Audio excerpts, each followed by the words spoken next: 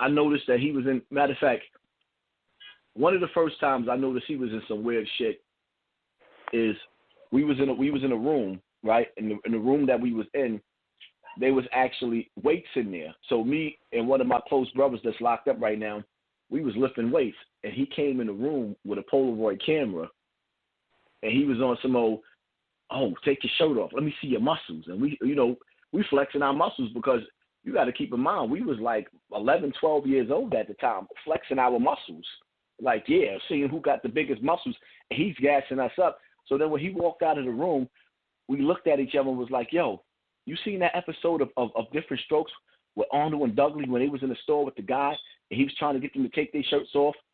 And in the episode, Arnold left and Dudley was still there, and and the guy got Dudley, and then the police came and saved them. So that was one of the things that came to me like. But you never see Afrika Bambaataa ever, especially in the early days, without kids around him. That's all he kept was preteens. How did you get through that time in your life, and how did you not kill this dude?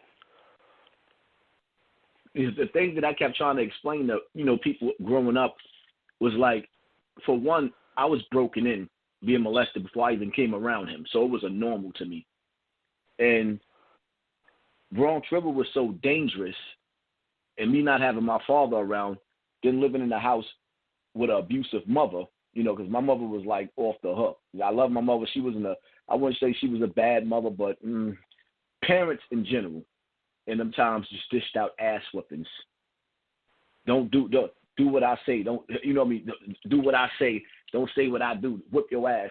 So Bam's house was like an escape. You go to the store, you trying to go to the store, you got grown-ass men trying to shoot you, trying to take your little cigarette money or bread and milk money going to the store.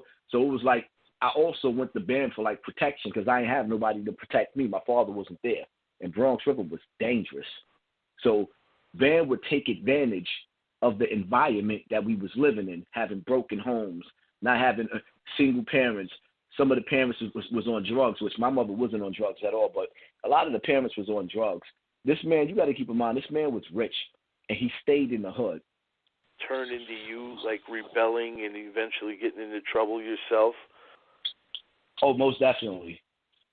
Most definitely. Not just me. Like, so you got to understand, a lot of people got to understand that, as I got older and spoke to other people that was violated by this man and part of his little crazy-ass cult, I started to realize, like, this dude thought that he was getting a fountain of youth from drinking the semen's of little boys. That was his aim and goal, jerking them off and pulling on them and making them watch porn and jerking off. The nigga was sick, man. Make sure to subscribe to the channel, hit the bell for notifications, like, comment, share. Also go over to UGSforLife.com, download the entire archive, and check out new episodes on Apple Podcasts and Blog Talk Radio.